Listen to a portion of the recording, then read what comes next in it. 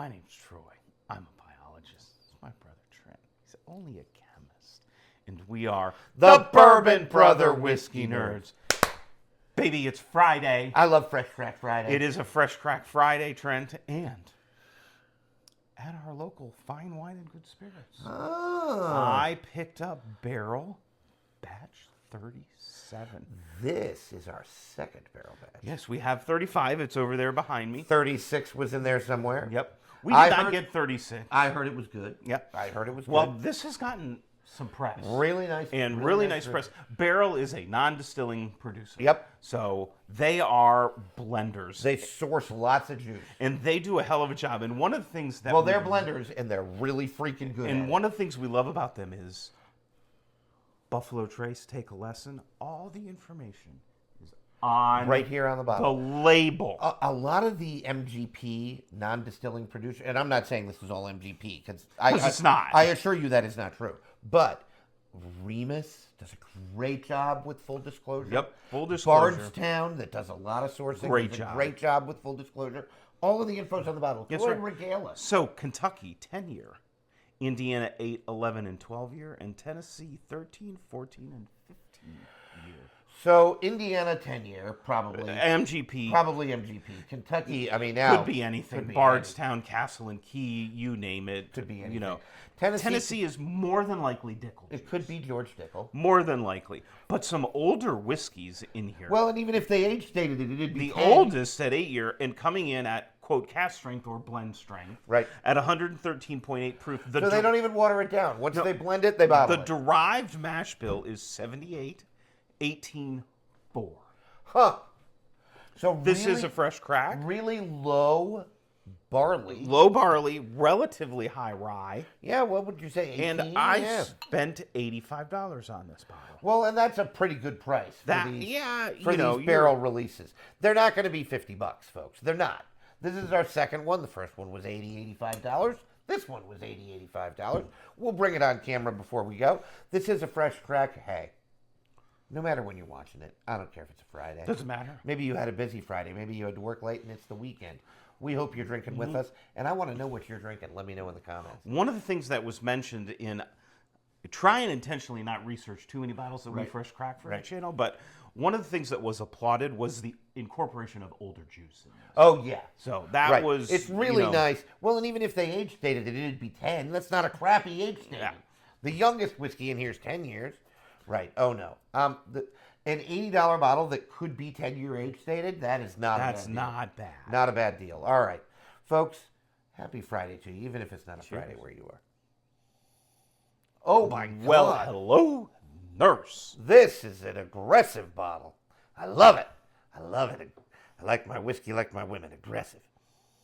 Trent, I'm getting a lot of dark sweet notes. It is Molasses. really dynamite. Really dynamite. Deep brown sugar. It's interesting. I am going to say that I'm getting a fair amount of spice. I'm getting sweet notes. And a fair Coffee. a fair amount of almost a Four Roses-y note. Ooh, a little floral With some floralness. Maybe. There's a brightness in here that I find really pleasing. Yes. In the same way that there is some dark and broodiness.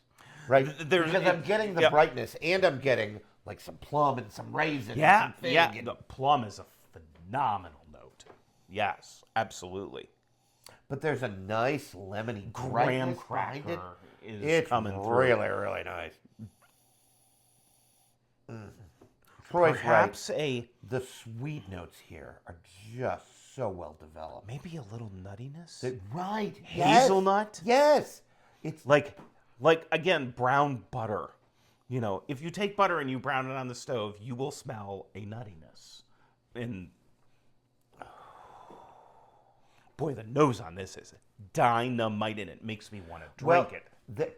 The one thing I will say, one thing that I like about this is this, you haven't noticed, we're getting different notes. That means there's a lot. That's going on right. here, which makes this complex and intricate and interesting. It's already a bottle. I haven't even drank it yet. It's already a bottle that is like we like to say, that bachelorette. That's night, right. Where Yeah. the kids are out of town. And it's cold. Right. Because And- it's cold 'cause where it's we are. cold and you can't do anything. If it's probably cold where you are too. If you live in like 2/3 of the United Two-thirds of States. the United States is... And if you live in San Diego, screw you. You live That's in right. San Diego. You're in Salt Lake City where it was like 100 degrees. Yeah. Go away. Yeah. But Sacramento where it's 70 and sunny all the time. Well, this you is know, why we're not nice that's to you. Yes. No, we're nice to everybody. we're nice to everybody. In any though. case, I'm going to drink this whiskey. I'm sort of pumped. This smells delicious.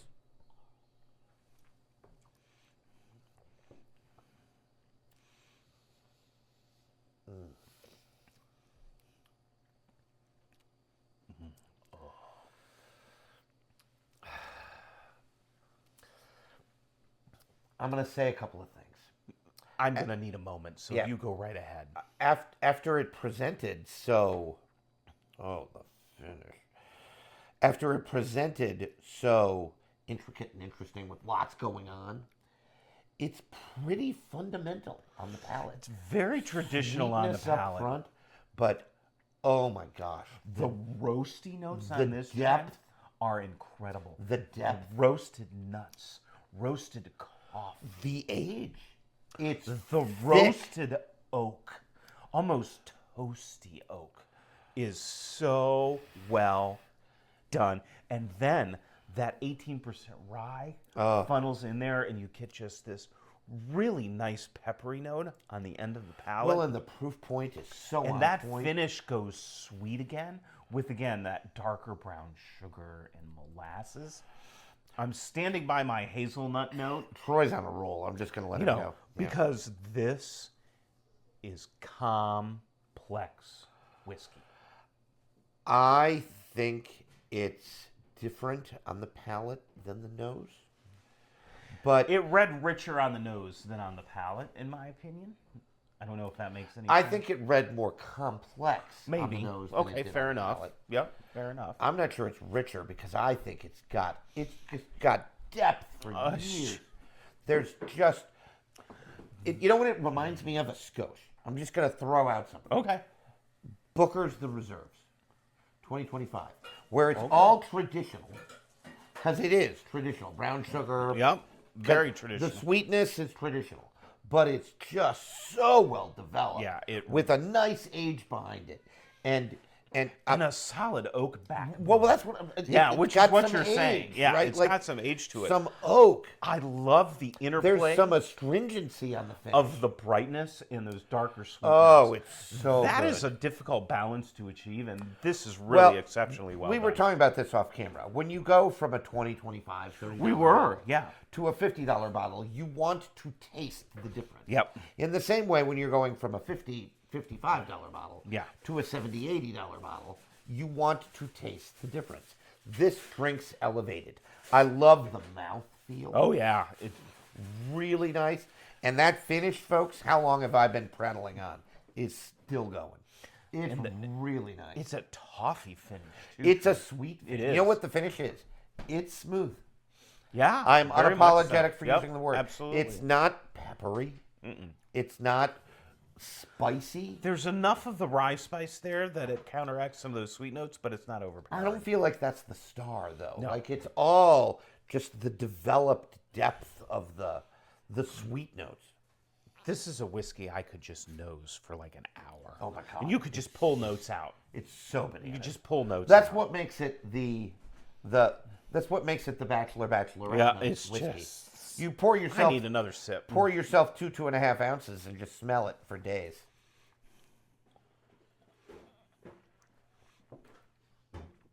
Oh. I'm going to make a statement. You know you're a whiskey drinker if your significant other has said, "Are you ever going to drink that?" And you haven't because you're just nosing it. Because nosing it feels so good. You know, if you're into cigars, I used to be into cigars, not so much anymore, but, you know, This Get would be a this- superb whiskey with just cigars. true. I was going in a different direction in that I was like, some cigars are better when you smell them than when you smoke them. All right. This is not the case with this whiskey, but again, it's the experience. that we're talking about. It's an excellent whiskey, top to bottom. Yes. Nose, palate, finish. It all interrelates. It's all interesting. It's all intricate. It's a sexy whiskey. There are not a lot of whiskeys about which we say that, because aggressive whiskeys aren't necessarily sexy whiskeys. I don't know that I can call this whiskey aggressive. There's no big punch of flavor. I would. It's a little bit more dark. I think part of the magic is in some of the subtleness of it. Yeah. Well, and there are whiskeys like that, right? That part of the beauty is in the composition of the blend, and think about what they had to do. With all those different ages and all those different mash bills. Well, and again, blend it all together, and they did such a nice job. Non-distilling producers get some heat, and sometimes deservingly. Like if all you do is source from somebody, pour it in a bottle, and then if you're just taking a barrel, putting your own name on it, and pouring it in a bottle, I don't have a lot of respect for that. But if you're blending, if you don't think that the people that just blend have skill. Well, Rare Character. Right. Or Bardstown. Bardstown does a lot of blending. Remus. It might all be MGP juice, but it's still blended. It's blended, and it's blended to perfection. This is so well blended. There might be whiskeys with better palates on them than this, but it's not like the palate is bad. But the nose and the finish, the front and the back of this whiskey, it's just so well composed. There are not a lot of I don't know, Trent. I have a question for you. 2026 whiskey of the year. Yeah, it's gonna make the list. It's gonna be on the list. It's gonna make. I have and I do it on my phone because it's 2026. But I keep a list of stuff we fresh crack that I want to revisit for whiskey of the year. This will be on that list. Okay. Because I agree. Our other barrel, and by the way, one thing that needs to come, folks, is we'll have barrel 35 versus barrel 37 in a this or that. Oh, yes, we will. Because barrel 35 was delicious and made our 2024 whiskey of the year. I'm pouring just a tiny bit more while Trent closes this out. We are over the moon about Barrel. They just do so many things well. Folks, if you don't think that the people that just blend do a good job, you owe it to yourself to spend some money and buy a BBC, a Bourbon, Bardstown Bourbon Company. Bourbon Company. Or Barrel Bourbon Company. Or a Barrel Bourbon Company offering, because they will prove you wrong. These people are geniuses. I don't pretend that it's the same as making your own distillate, because it's not. But these people are so good at what they do. They're like, you know what this needs? It just needs a little bit more of that to round it out. Do we have any old juice back there? Oh, yeah, we have some 18-year Tennessee whiskey. All right, let's add that. Throw that in there. No, you know what? Oh, that's delicious. Let's bottle it. And then they do. And it turns into this magic, right? Oh, my gosh. Oh, my gosh, it's so good. Every now and then, I said this to Troy off camera before we started. Every now and then, I do some research on what were the best barrel bourbon company batches ever. And some people gush about batch 3. Who knows when that? I mean, they're up to 37. Could have been in like 2000. Right, and that was before we were really into whiskey. So, but this stuff, delicious. Heavens to Murgatroyd. Very well done. I don't have anything else, Trent, because this is just delicious whiskey. So, have you had Barrel? Let us know. Yeah, in the comments. Maybe you have a favorite batch. I don't care what batch is your it is. favorite. Doesn't matter. Did you know like what? I will 29, go 30? a step further. I will say on camera that if you say this batch of Barrel Bourbon, I don't even care if it's rye, Barrel Bourbon Company, because they do rye blends too. If it's that good, I will try to find it and we will review it on camera. Absolutely. The gauntlet has been thrown down, fans. Which is why you need to like, share, and subscribe. Make yourself part of the Bourbon Brother Whiskey Nerds team. Join the Pateron channel for deeper dives. Just launched. Lots of fun stuff coming there. We appreciate your support on there. Lets us do more things. So hit that up. Link in the comments. While you're there, like, share, subscribe, as Trent said. Tell everyone you know about the Bourbon Brother Whiskey Nerds. And make sure you're always liking what you drink. And drinking what you like. Bye, everyone. See you next time.